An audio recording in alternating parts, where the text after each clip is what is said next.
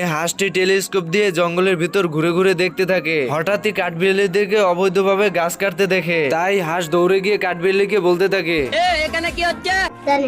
এর ভিতরেই কাঠবিড়ালি হাঁসকে ধাক্কা দিয়ে ফেলে দেয় এবং গাছে এসে হাঁসের মাথার উপর পড়ে। এইদিকে কাঠবিড়ালি বড় গাছ দেখে খুশিতে বলতে থাকে, জয় বাংলা, জয় বঙ্গবন্ধু।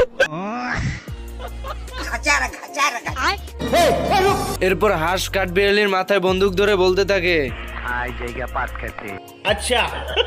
এরপর হঠাৎই হাঁসের ফরেস্ট রুম থেকে কল আসে এবং ফোনের ভিতর থেকে হাঁসকে বলতে থাকে,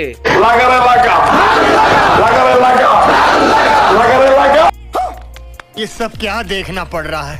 এ কথা শুনে হাঁস দৌড়ে গিয়ে পাহারা দিতে থাকে যাতে কেউ চুরি করে গাছ না কাটতে পারে।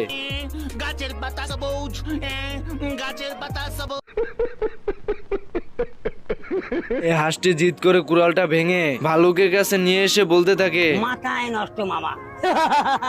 আজ প্রথমবার কইছস, তাই মাফ করে দিলাম। এরপর ভালুক হাঁসের কাছ থেকে কুড়ালের মাথা নিয়ে সুন্দরভাবে আছাড় লাগিয়ে দিয়ে হাঁসকে দেয় গাছ কাটার জন্য। মাং মাং কোটাই গুন্দাই রে।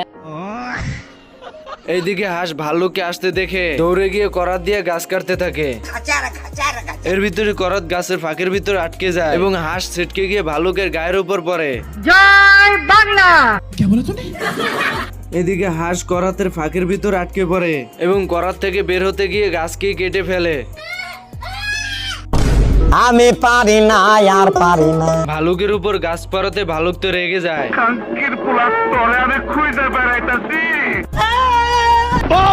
তোরা কে কনাস আমার বাসা, আমার বোর কাপড় পরছে আমার শাশুড়ি, আমি জানতাম না।